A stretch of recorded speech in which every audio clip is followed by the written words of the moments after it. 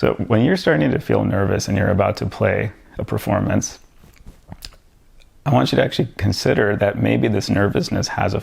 Hi, this is Prasant Radhakrishnan. I'm a saxophonist specializing in Indian classical music and also combining different styles of music together in one sound.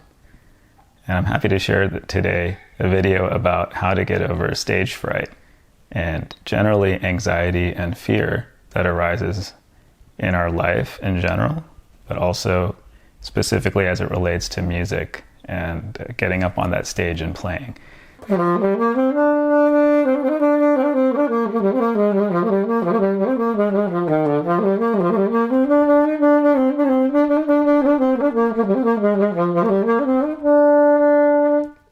I'm making this video because a lot of my students have mentioned they have a bit of a challenge with this, and I know it's something that's kind of a universal thing. As you start to learn music, as you start to play in front of people, music is an inner journey that really opens us up to so many possibilities, but at the same time, it's something that's expressed outwardly in the world. And that's part of the specialty of music, being able to completely unify that deep inner process and unfolding that and going after that which you're really interested in and love and explore it on your own in your own space, and then coming out and sharing that with your community, with the world at large, and how that interchange is extremely effective and very, very special and unique. So we need that. So it's important, I think, for students to perform in front of people once in a while. It doesn't have to be your main focus. It's okay to not be very interested in performing for people.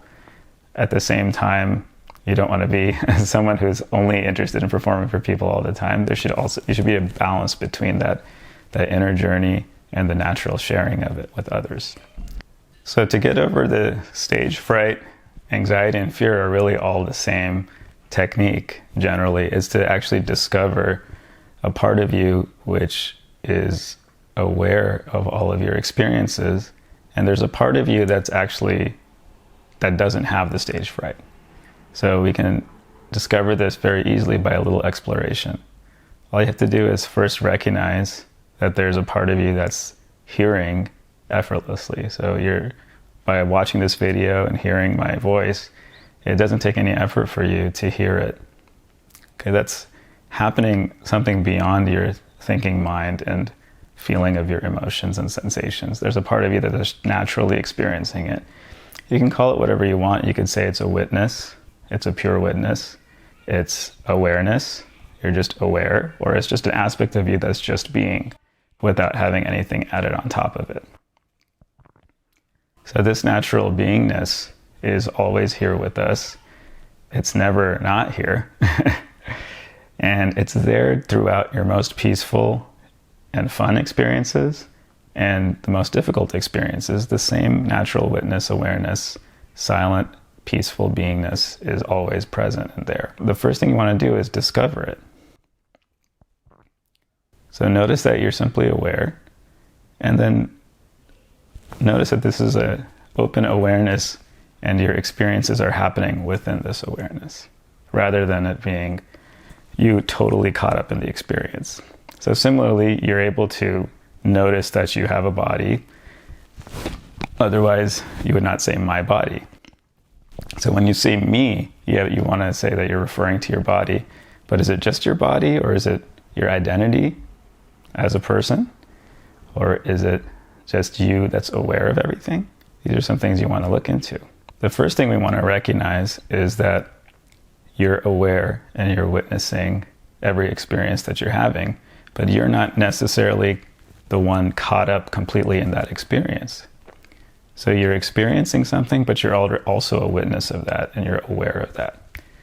And you want to start to be able to develop the ability, which you already have innately, to rest and recognize your identity in the feeling of just being or being awareness, which is aware of the experiences that you're having, but is not caught up in the experience. So it's kind of like when you watch a TV show, you know that the TV show isn't real. And so there's a little bit of space between you and that TV show or the movie. And you might get really, really caught up in it, and it might, really take over your emotions and your feelings. But at the same time, there's a part of you that knows, oh, this is just a play, this is just a movie. So that's something you want to recognize in your actual life experience, that you're aware right now. And everything you're experiencing is an experience arising in your field of awareness. So that's the first step, to actually allow there to be a little bit of space between you and the arising feelings. Now, the second thing you want to understand is that each and every experience that you have, even though it's not literally you, or you're not limited by that, or you're not stuck in that, it still has a natural and universal function to it. So every arising experience that you have, it has a perfect function, because everything that we're experiencing in this universe is part of the same fabric. You can't really separate anything out. Everything is functioning together. And that's been shown and scientifically as well. We don't need to even really go into that. But experientially, and you can see that everything is functioning together. Nothing is happening separately, really, though it might look like that in some cases. So whatever experience you're having, there's a reason for it to arise, and it has a function that's helpful and necessary. So when you're starting to feel nervous and you're about to play a performance, I want you to actually consider that maybe this nervousness has a function. So for example, you're sitting around waiting to play, and you're just relaxing. You might be feeling kind of slow, a little sleepy. Your body you're not running a marathon or something, so your body is in a kind of a very relaxed kind of state that's not ready for action. So when you're about to play, all of a sudden you might start to feel a little heart beating faster. Your hands, some people get sweaty palms and different things, and your mind starts racing. What if this is actually on some level, a helpful thing to get you to heighten and wake up your awareness, to be more focused and more aware and ready? Just like someone's about to do a race. Maybe you're about to go for a race. Maybe you're about to go have a difficult conversation with somebody. Maybe you need to rush to the grocery store and you only have 10 minutes to get in and out. So whatever it is that you're doing, you're going to have to be ready for that activity. That's very different from coming home and saying, I'm just going to sit on the couch for 3 hours and do nothing. So naturally that's going to be relaxing, because your mind and your body does not need to do anything.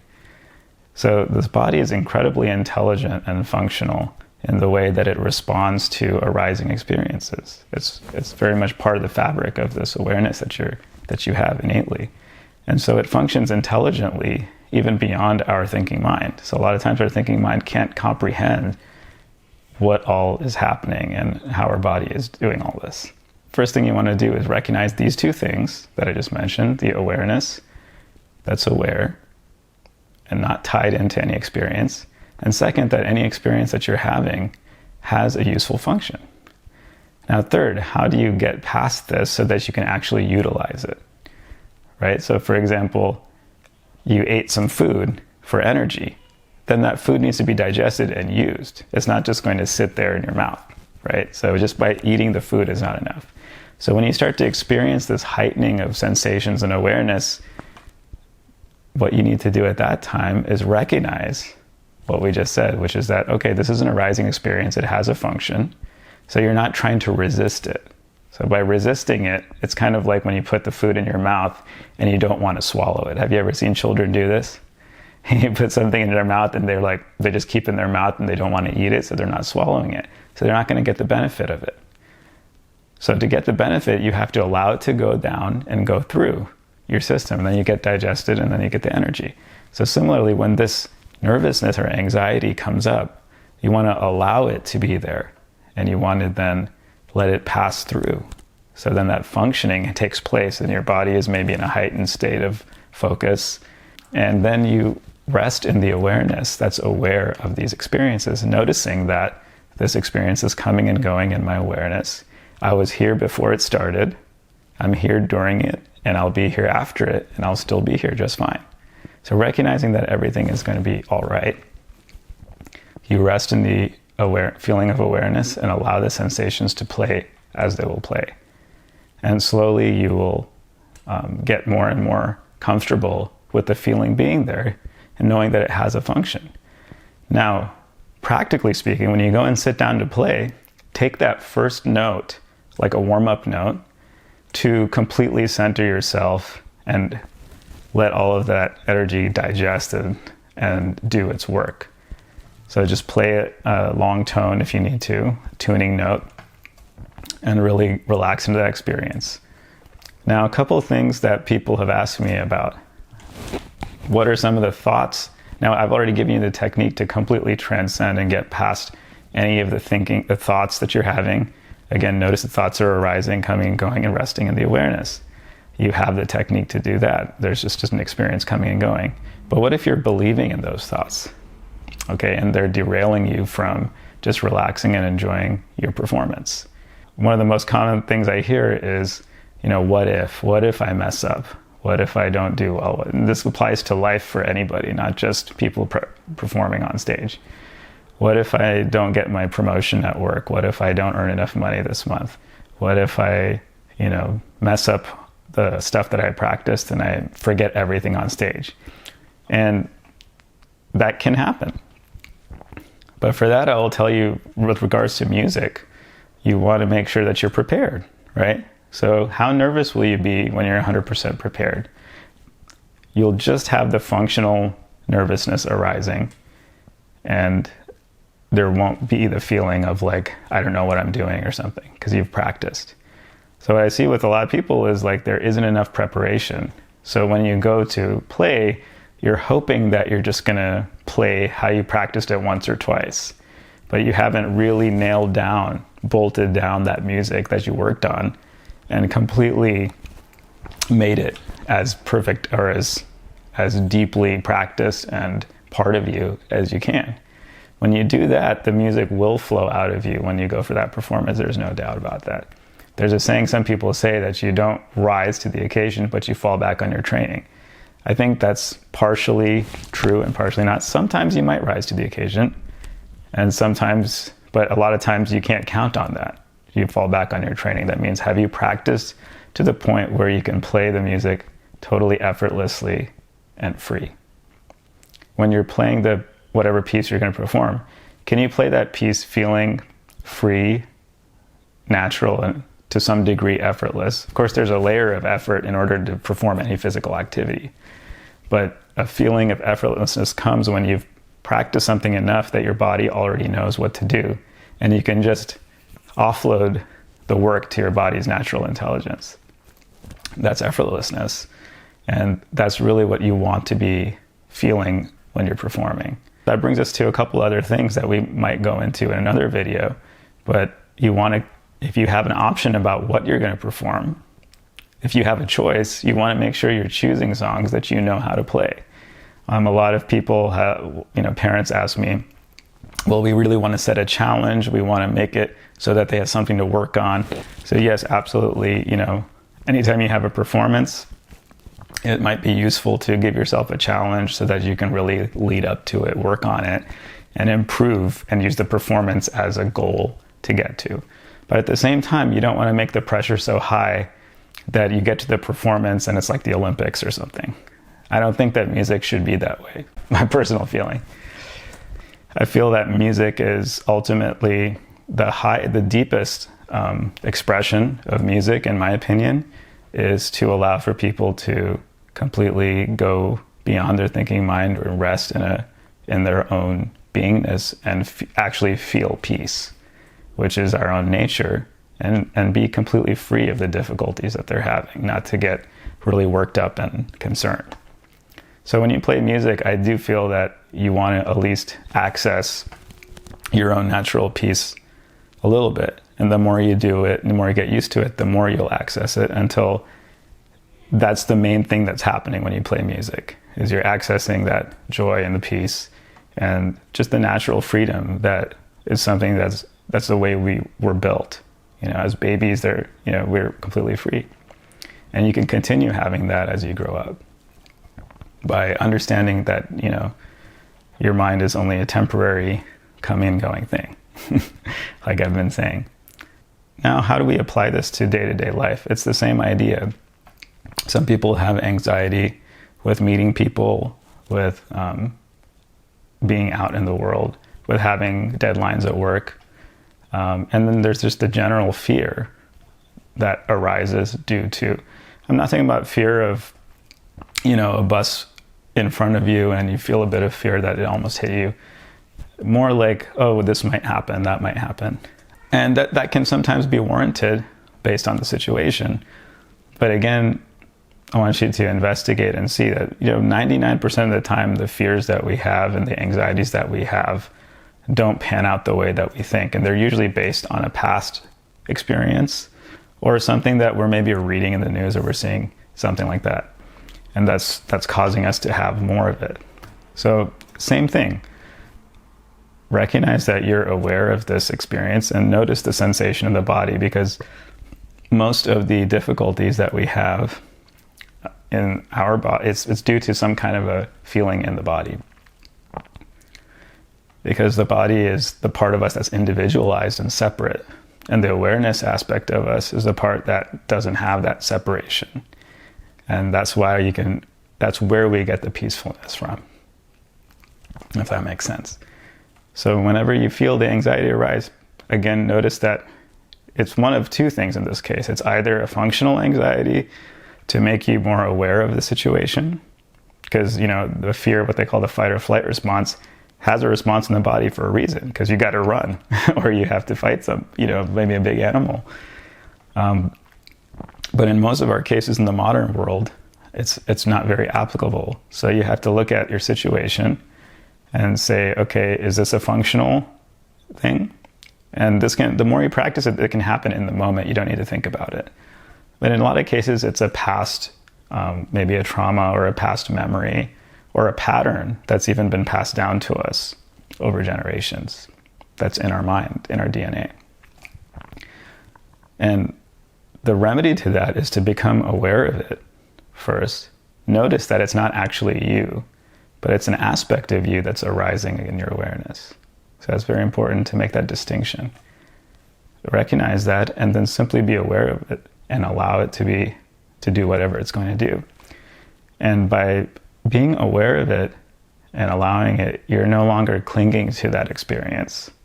And when you clinging to it by saying, this is my experience and I'm having this experience.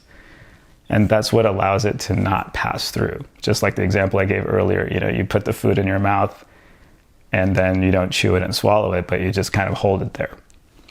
Another example you can think of is you have a bird that's free and you see the bird. Normally we'd never do this, but you see a bird, and suppose that you see the bird and you just catch the bird and you're just holding it and it's trying to fly away. So that bird was just happened to be coming by in your experience. And instead of allowing the bird to fly away, you just catch hold of it because you just think it's there in your experience. So it must be mine, so I must catch on it. This is what we're doing every day with our arising experience. We're catching hold of the experience and not letting it go. We're just holding on to everything that's arising, whether it's thoughts, emotions, sensations, perceptions, insights, whatever it is. Everything that passes through the screen of your awareness at some point will pass through and dissipate. Maybe to arise again, maybe not. It's just very similar to the example of a TV screen. So by practicing this and recognizing it again and again, oh, this is something that's arising. It's not a permanent thing. You'll rest more and more in your awareness, and the thoughts and the emotions and the feelings that have been bothering you will become less and less and less. And they'll also have less hold over you, and you'll start to have different kinds of experiences possibly take their place once you've allowed them to pass. I hope this was useful. If you find it helpful, feel free to share this with your loved ones. Please do subscribe to the channel. I'm sharing new videos regularly now, mainly to be of service and be useful to those who need this information. Have a wonderful week.